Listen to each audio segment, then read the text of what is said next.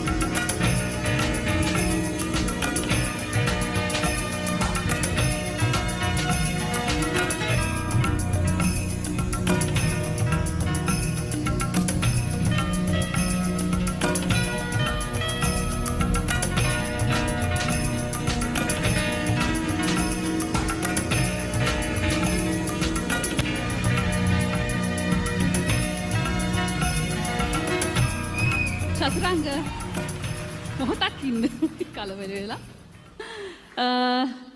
අමුතු ඇස් දෙකක් තියෙන අමුතු හිනාවක් තියෙන ලස්සන අලුත් කොල්ලෙක් අපේ ශේෂ්ඨයට ඇවිත් ඉන්නවා.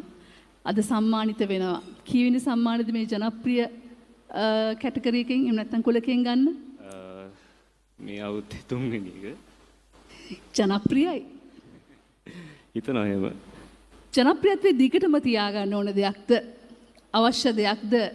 ඔබ කොහොමද මේ ජනප්‍රියත්වය කියන එක ඔබේ ජීවිතයට ගලපගන්නේ?